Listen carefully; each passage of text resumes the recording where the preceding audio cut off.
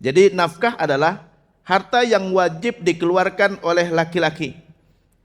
Kenapa disebut laki-laki? Karena cuma laki-laki di dalam Islam yang wajib menafkahi. Perempuan tidak dibebankan nafkah sama sekali di dalam Islam. Jadi perempuan gak ada kewajiban menafkahi. Dalam Islam perempuan selamanya dinafkahi. Saat dia lahir kewajiban ayahnya, menikah pindah kepada suaminya, gitu kan. Udah lanjut usia diambil alih sama anak laki-lakinya.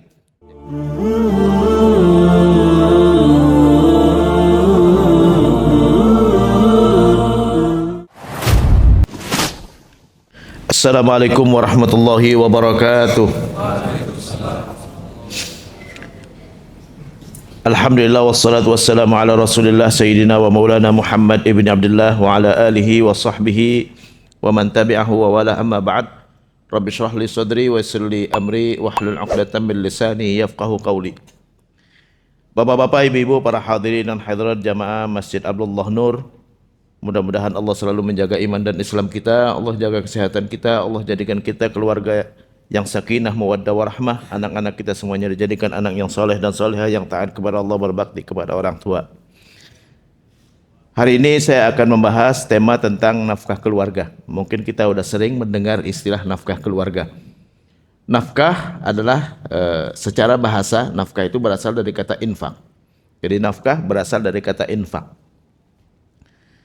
Allah Subhanahu wa taala berfirman di dalam Al-Qur'an terkait dengan nafkah, liyunfiq dzu sa'atin min sa'ati wa man qudira alaihi rizquhu falyunfiq mimma atahullah.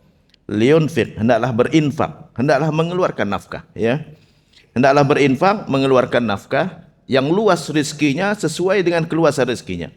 Wa man qudira alaihi rizquhu, yang rizkinya disempitkan Allah Subhanahu wa taala, falyunfiq, maka berikan infak, berikan nafkah sesuai dengan yang Allah berikan kepadanya. Jadi itu nafkah. Jadi nafkah berasal dari kata infak. Jadi seorang laki-laki kalau dia kasih nafkah kepada istrinya, itu sama aja dengan infak, ya. Pahalanya infak. Bahkan infaknya lebih besar pahalanya dibandingkan kita berinfak kepada orang lain. Itu secara bahasa. Jadi secara bahasa nafkah adalah mengeluarkan harta untuk memenuhi kebutuhan, yaitu infak tadi. Secara istilah, secara terminologi di dalam ilmu fikih adalah nafkah ialah sesuatu yang wajib dikeluarkan atau harta yang wajib dikeluarkan oleh laki-laki dalam rangka memenuhi kebutuhan orang yang wajib dinafkahi, dalam rangka memenuhi kebutuhan sandang, pangan, papan, dan obat-obatan sesuai dengan kemampuannya. Jadi itu definisi dari nafkah. Harta yang wajib dikeluarkan oleh laki-laki. Nafkah terkait dengan harta. Adapun kita istilahkan nafkah batin, itu bukan bahasa Arab sebenarnya, ya. Kalau nafkah batin memenuhi kebutuhan biologis, ya. Tapi bahasa Arabnya bukan nafkah, bukan. Nafkah terkait dengan harta, karena infak terkait dengan harta. Jadi nafkah adalah harta yang wajib dikeluarkan oleh laki-laki. Kenapa disebut laki-laki? Karena cuma laki-laki di dalam Islam yang wajib menafkahi. Perempuan tidak dibebankan nafkah sama sekali di dalam Islam. Jadi perempuan gak ada kewajiban menafkahi. Dalam Islam perempuan selamanya dinafkahi. Saat dia lahir kewajiban ayahnya, menikah pindah kepada suaminya, gitu kan. Udah lanjut usia diambil alih sama anak laki-lakinya. Jadi gak dibebankan kepada perempuan. Jangankan menafkahi, ya, perempuan tidak wajib mencari nafkah. Karena Allah Subhanahu wa taala perintahkan kepada perempuan untuk di rumah. Wa qarna fi buyutikunna wa la tabarrajna tabarrujal jahiliyatil ula. Tetaplah kalian kaum perempuan di rumah. Jangan pamerkan kecantikan kalian seperti yang dilakukan oleh perempuan di masa jahiliyah yang dulu. Jadi dalam Islam enggak ada kewajiban perempuan mencari nafkah. Bukan enggak boleh, boleh. Tapi enggak wajib, ya. Kalau perempuan mau cari nafkah ada 5 syaratnya. Pertama, izin suami atau wali. Yang kedua, pekerjaan yang layak bagi perempuan. Yang ketiga, tidak boleh berkhulwat, berduaan dengan lawan jenis yang bukan suami dan bukan mahramnya. Yang keempat, ya, yang keempat adalah dia harus menutup aurat, jaga kehormatannya, jaga auratnya. Yang kelima, tidak boleh dijadikan alasan untuk tidak menjalankan kewajiban dia sebagai istri di rumah. Gak boleh pulang ke rumah, mas jangan diganggu saya capek habis kerja gitu kan, gak boleh. Karena tugas utamanya adalah di rumah. Nah itu, jadi bukan gak boleh perempuan kerja, boleh asalkan 5 syarat tadi terpenuhi. 5 syarat terpenuhi silakan. Tapi yang wajib mencari nafkah adalah laki-laki. Perempuan tidak ada kewajiban menafkahi, jangankan menafkahi, ngasih ASI pun bukan kewajiban perempuan.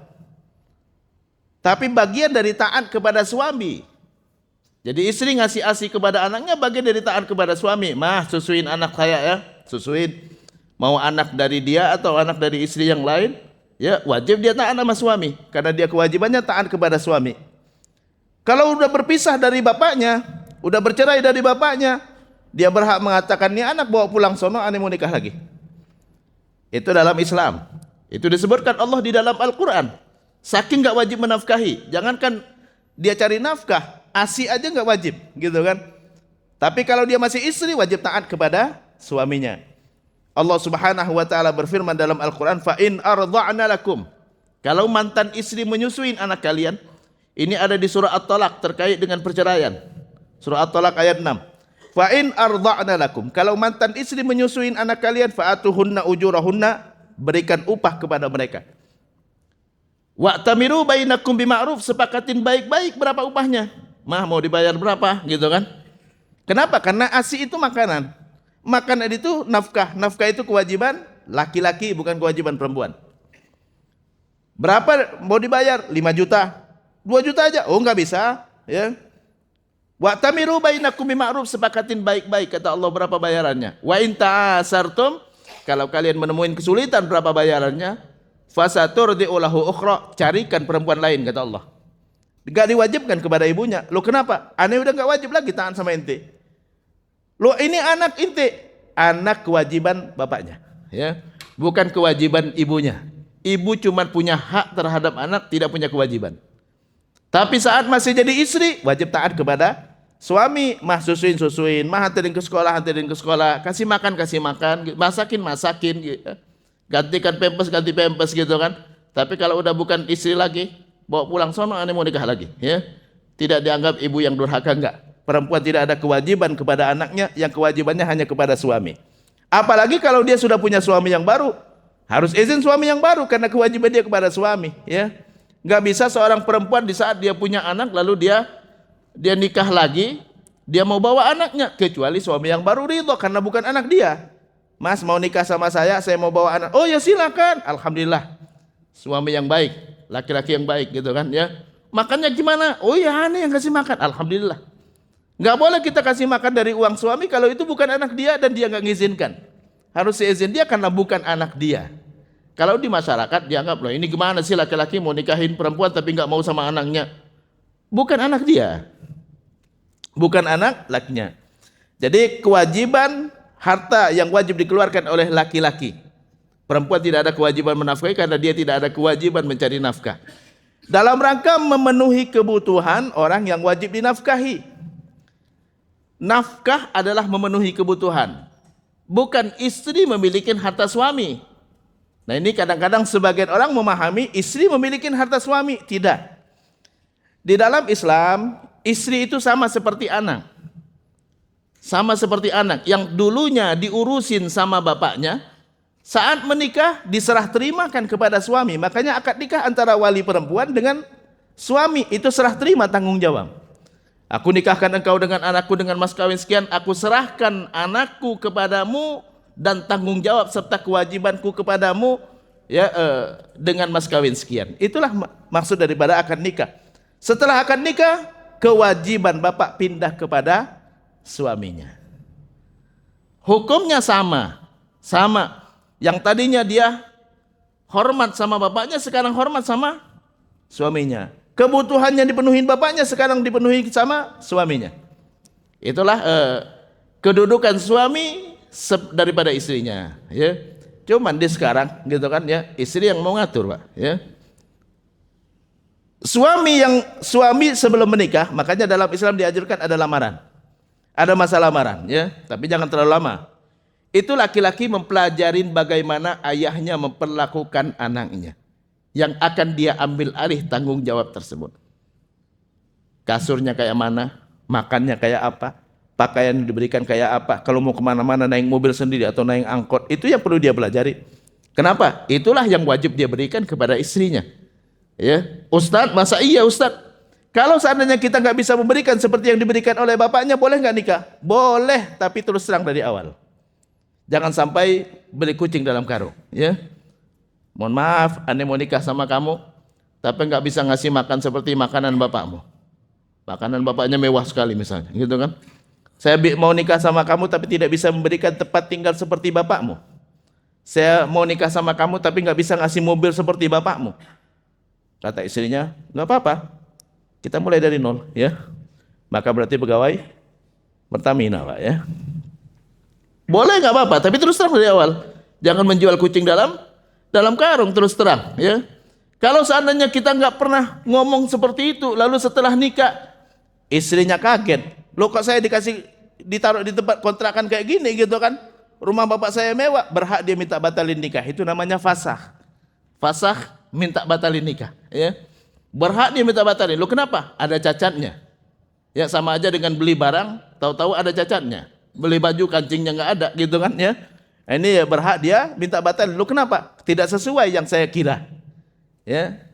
Jadi terus terang dari awal. Jadi kewajiban laki-laki dalam rangka memenuhi kebutuhan orang yang wajib nafkahi. Bukan istri memiliki harta suami, tapi istri berhak dipenuhi kebutuhan oleh suami. Itu nafkah, ya. Nah, di masyarakat banyak orang menganggap istri memiliki harta suami. Jadi Ustaz, rumah suami bukan rumah istrinya. Bukan, tapi dia berhak untuk tinggal di situ, ya. Bukan rumah suaminya. Ustaz, rumah ini kita beli berdua. 50% pakai uang suami, 50% pakai uang istri. Jadi gimana Ustaz? Milik siapa? Bikin kontrak, Pak. Ya. Kontrak kerjasama kepemilikan rumah. Kenapa? Karena yang belinya berdua, gitu kan. Ustaz, akad nikah nggak termasuk. Akad itu transaksi, Pak, kontrak. Akad itu kontrak, Pak. Nikah itu hubungan suami istri. Akad kontrak untuk menghalalkan hubungan suami istri, bukan termasuk akad kontrak untuk memiliki rumah, bukan. Ya.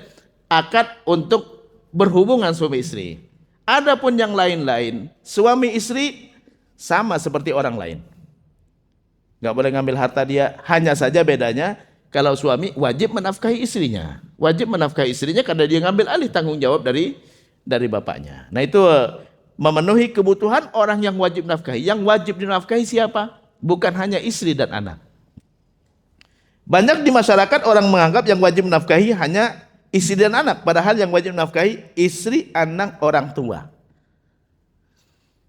Jadi wajib menafkahi istri, anak, orang tua. Istri berhak dinafkahi oleh suaminya. Nggak perlu dia cari duit. Mau apa-apa minta sama suami. Yang dulu biasa dia minta sama bapaknya, sekarang minta sama suaminya. Mas mau makan, ya wajib suaminya ngasih. Mas mau beli baju, wajib ngasih. Selama itu dalam batas kemampuannya. Seperti dia minta kepada bapaknya.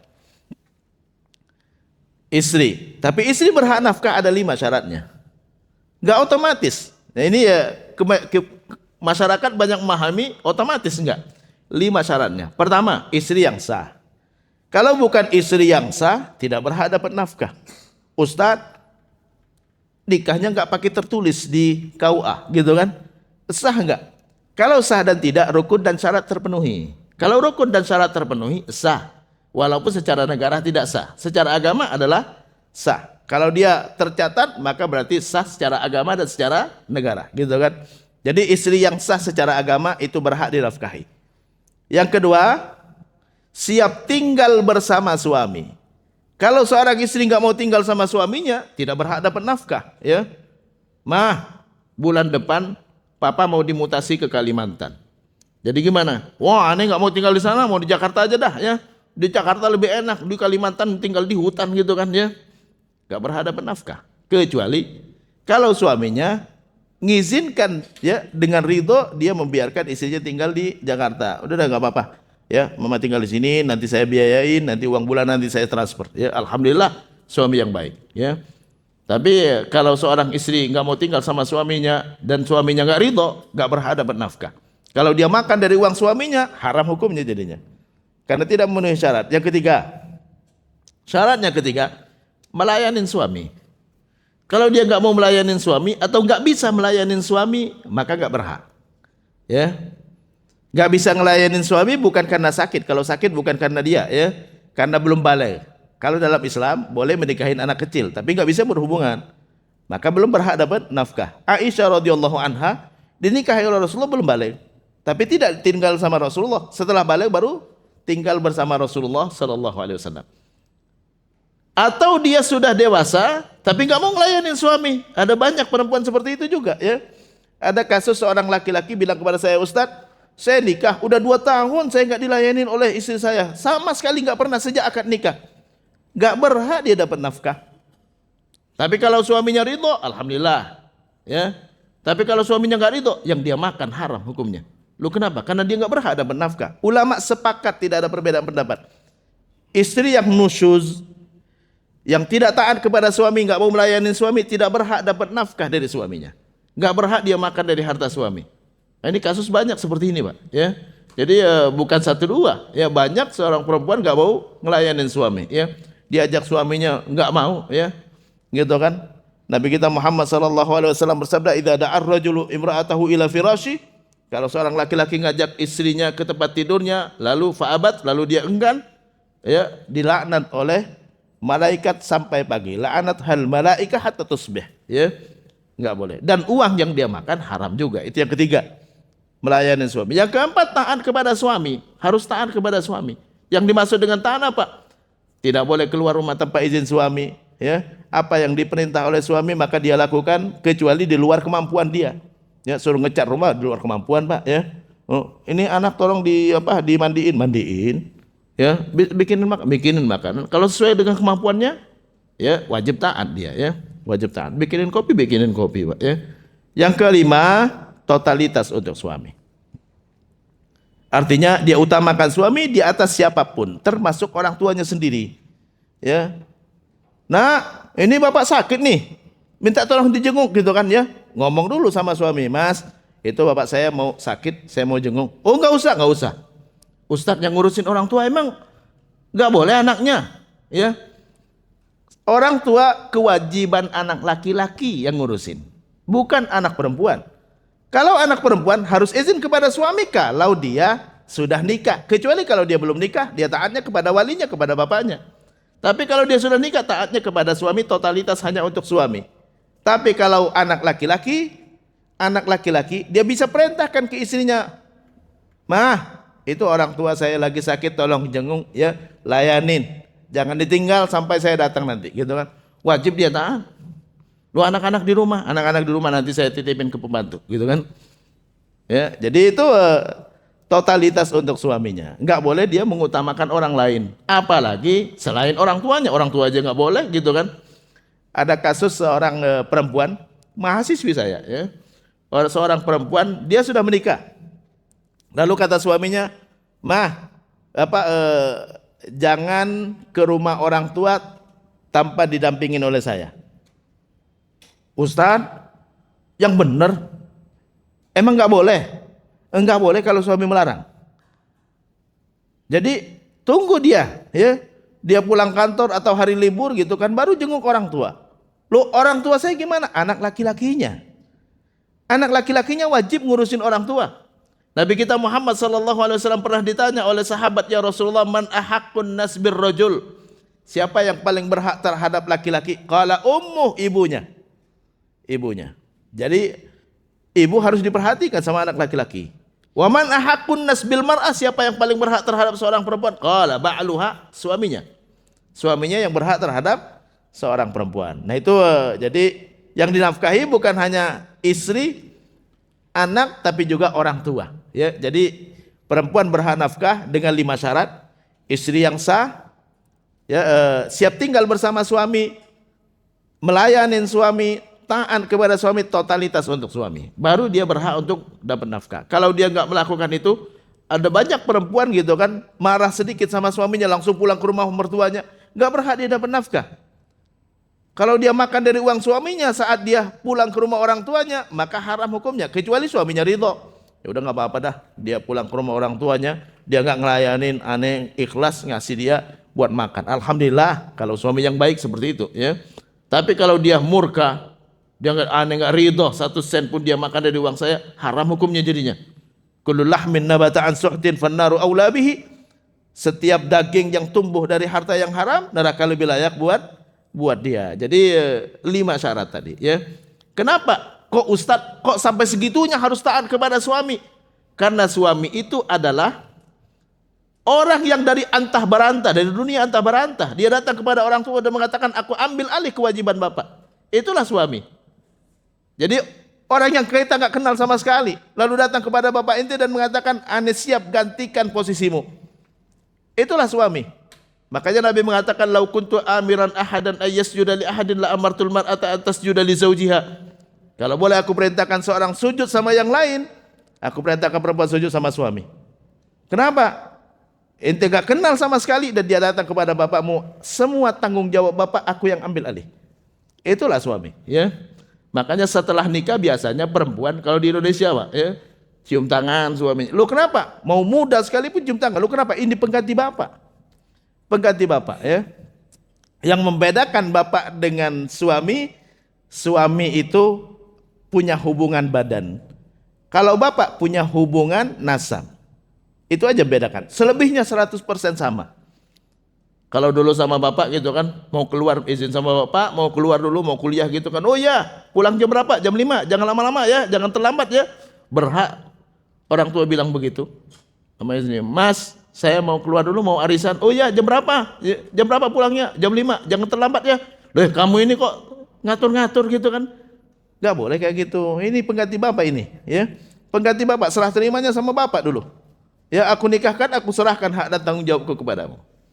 Jadi itu nafkah kepada istri. Jadi istri berhak nafkah dengan 5 syarat. Yang kedua, orang yang wajib nafkahi anak. Anak ada syaratnya, Pak. Gak otomatis anak berhak dapat nafkah. Ada 3 syaratnya. Apa itu? Pertama, belum balik kalau anak laki-laki. Ustaz, kalau udah balik bukan lagi kewajiban bapak. Bukan berarti nggak boleh, bukan. Ya, bapaknya mau ngasih makan sampai dia berkeluarga, sampai punya anak cucu pun boleh, silakan. Tapi setelah balik dia sudah kena kewajiban cari nafkah. Karena setiap laki-laki yang balik, semua kewajiban dalam Al-Quran dia kena. Fa idza qudiyatis salatu fantashiru fil ardi wabtaghu min fadlillah, kata Allah. Kalau sudah dilaksanakan salat, nyebarlah ke muka bumi. Salat Jumat ini salat Jumat. Salat Jumat cuma laki-laki. Ya, laki-laki yang balik wajib salat Jumat. Kalau sudah selesai melaksanakan salat Jumat, menyebarlah di muka bumi. Cari karunia Allah. Perintah menyebar di muka bumi berlaku untuk laki-laki yang sudah balik. Jadi itu udah diperintahkan cari nafkah sono gitu kan, ya. Cari duit. Pak mau nikah. Lah itu udah balik. Cari duit sono kalau mau nikah gitu kan. Ini kesalahan di masyarakat memahami biaya nikah itu kewajiban bapaknya, bukan kewajiban bapak. Tapi kalau bapak mau biayai, alhamdulillah. Bukan nggak boleh, bukan boleh, tapi bukan kebajikan, bukan kewajiban, tapi kebaikan, kebaikan orang tua. Bukan kewajiban orang tua membiayai pernikahan anak, apalagi mertua, ya. Orang tua dari calon istri bukan kewajiban dia udah kasih anaknya kepada ente. Jadi membiayai pernikahan adalah laki-lakinya. Dulu ada sepupu Rasulullah namanya Fadl bin Abbas, sepupu Rasulullah. Fadl bin Abbas bin Abdul Muttalib. Ini Fadl bin Abbas, hadisnya ada di Sunan Abi Daud. Dia datang kepada Rasulullah, ya Rasulullah, laqad balagtu minas sinni ma tara. Ya Rasulullah, aku sudah sampai usia seperti yang Rasulullah saksikan. Uridu an atazawwaj, aku ingin menikah. Walaysa indi malun li atazawwaj, tapi aku tidak punya harta buat menikah. Fasta'milni, carikan pekerjaan buat aku. Nabi enggak bilang kepada Fadl, bapak ente kan konglomerat. Abbas bin Abdul Muttalib konglomerat. Banker dulu di masa Nabi. Makanya Nabi mengatakan awwalu riba adha'uhu ribal Abbas bin Abdul Muttalib. Riba pertama kali aku haramkan ribanya Abbas bin Abdul Muttalib. Jadi pamannya Rasulullah, Abbas bin Abdul Muttalib konglomerat dulu. Biasa ngasih modal orang, biasa ngasih utang orang. Ya, tapi dengan bunga dulu, ya. Saat diharamkan riba, Nabi mengatakan riba pertama kali aku haramkan ribanya Abbas bin Abdul Muttalib.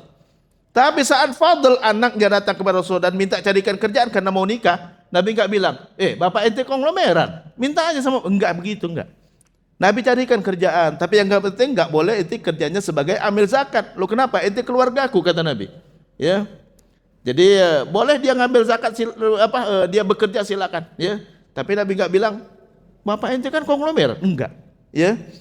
Jadi ente silakan kerja tapi bukan sebagai amil zakat.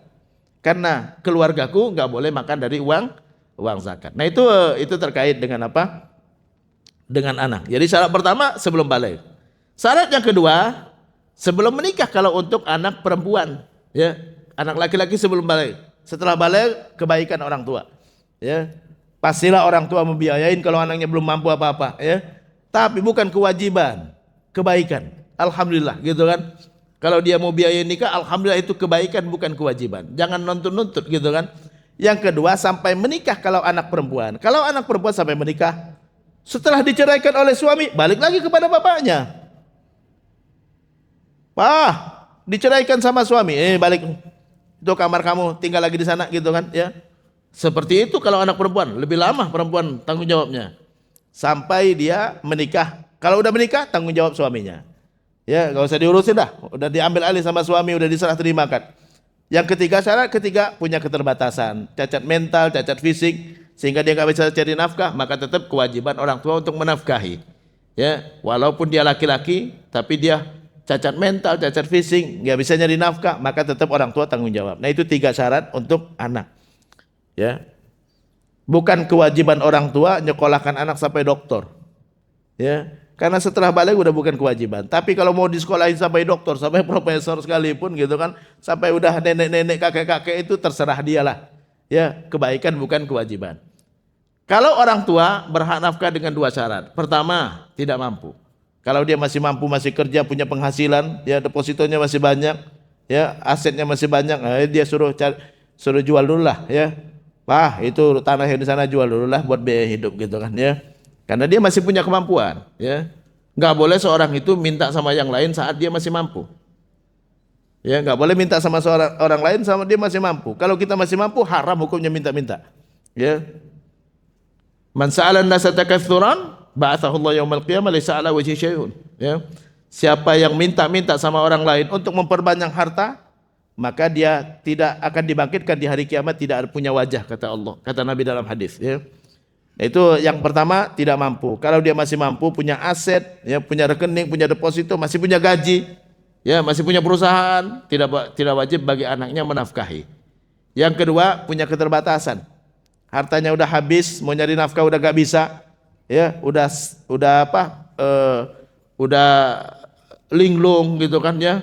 Ke kamar mandi aja susah, makan aja masih udah disuapin gitu kan. Nah, ini wajib bagi anak laki-laki menafkahinya. Nah, itu untuk orang tua, ya.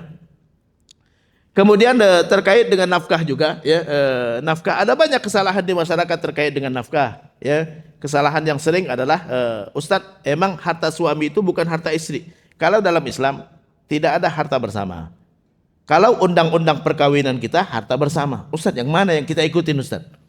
Kalau ke hukum Islam tanggung jawab kepada Allah. Hukum negara tanggung jawab kepada negara, ya. Kalau dalam Islam akad nikah rukun syarat terpenuhi, istri yang sah, suami yang sah. Tapi menurut negara harus ada buku nikahnya, gitu kan? Jadi semuanya kita ikutin, ya. Jadi kalau dalam Islam harta suami bukan punya istri, harta istri bukan punya suami. Nabi kita Muhammad SAW pernah bersabda dalam sebuah hadis, ayyuma imra'atin anfaqat bimali zawjiha, siapapun perempuan yang berinfak dari harta suami. Ustadz, yang mana harta suami? Hasil jerih payah dia. Seorang suami bilang kepada istrinya, "Mah, ini uang belanja bulan ini 5 juta. Punya siapa itu?"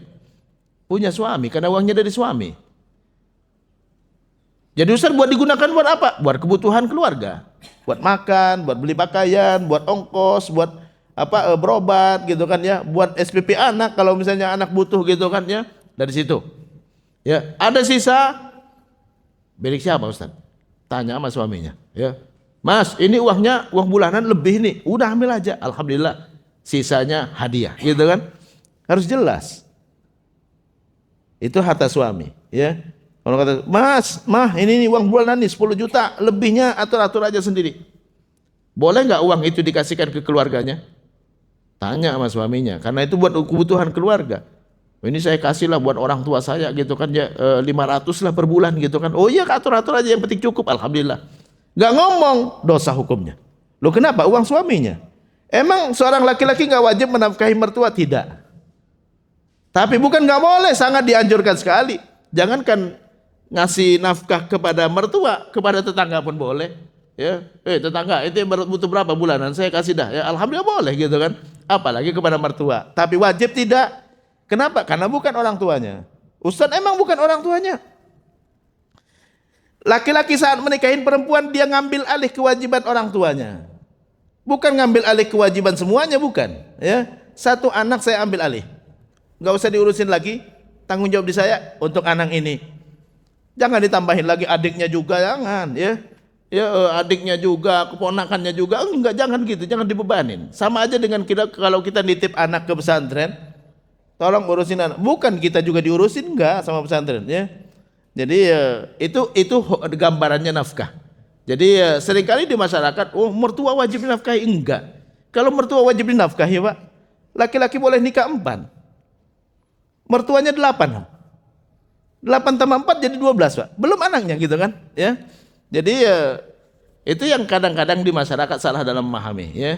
Wajib dia nafkahi orang tuanya. Mertuanya dianjurkan, tetap dianjurkan.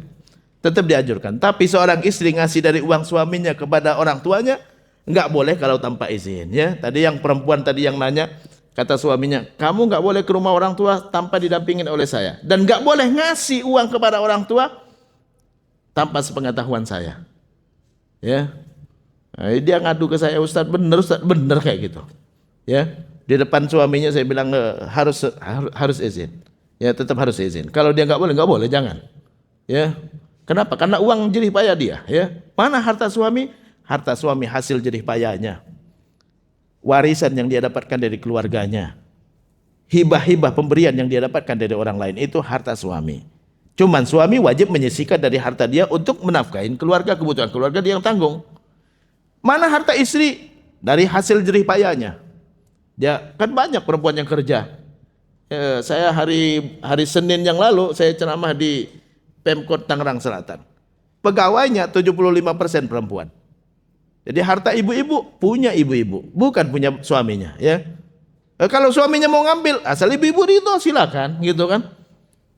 Hasil jerih payahnya, warisan yang dia dapatkan dari keluarganya, dan pemberian-pemberian termasuk mas kawin juga adalah punya perempuan, ya. Kalau suami meninggal, harta suami dibagikan kepada ahli warisnya. Salah satunya adalah istri dan keluarganya juga.